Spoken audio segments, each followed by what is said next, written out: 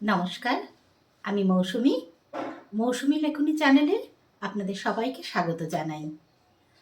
আজ আমি একটি বাচ্চাদের কবিতা কবি প্রণব ঘোষের টুনি কবিতাটি পাঠ করব। কবিতাটি অসাধারণ। এটি মূলত বাচ্চাদের হলেও বড়দেরও কিন্তু কবিতাটি খুব ভাবায়।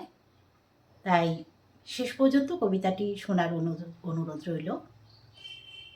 কবি প্রণব ঘোষ ছিলেন বাংলাদেশের একজন প্রখ্যাত সুরকার এবং সঙ্গীত পরিচালক। তিনি বেতার জগতের সঙ্গেও যুক্ত ছিলেন। তার একটি অসাধারণ সৃষ্টি প্রণব ঘোষের টুনি আজ পাঠ করব। এই কবিতাটিতে আমাদের যে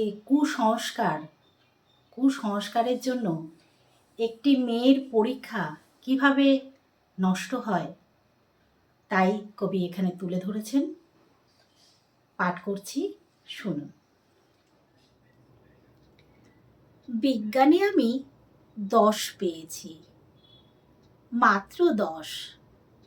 আমার কি দোষ বলো? প্রশ্ন যা ছিল খুবই সহজ, উত্তরও ছিল জানা। ভাগ্য আমার সহায় ছিল না, পৌঁছাতে হলো দেরি।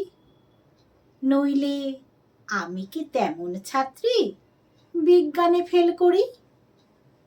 সকাল থেকে নানা অঘটন, জলখাবারে আস্ত ডিম। রান্নার মাসে নিয়ম জানে না, ডিম খেতে নেই কেননা গোল। অমলেট দিলে দোষ কেটে যেত, লেটার মার্কস পেতাম ঠিক।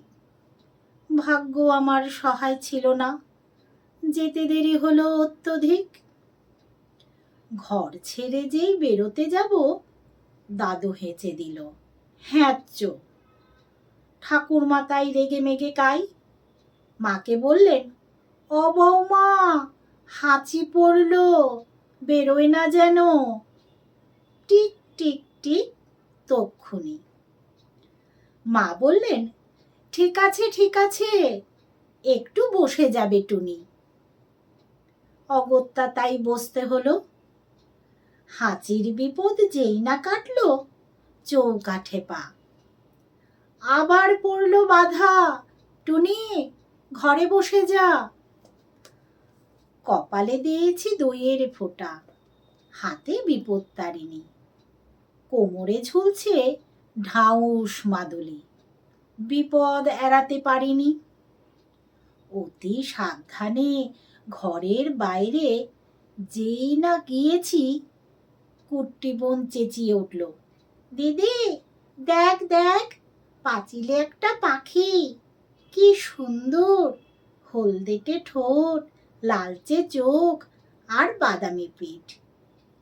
তাকিয়ে দেখি পাঁচিলে বসেছে, হায় হায়, ওটা যে এক শালিক। রিকশো কাকু দিচ্ছে তারা, কিন্তু যাবার জো নেই। বাড়ির সবাই শালিক খুঁজছে, আয় রে শালিক আয়। আরেক শালিক না দেখে টুনি কি করে স্কুলে যায়?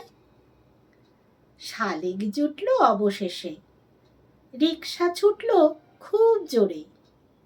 আর দেরি নেই পৌঁছতে স্কুলে। কিন্তু আমার পোড়া কপাল, হঠাৎ ব্রেক। থামতেই হলো, পথ কেটে গেছে কালো বেড়াল।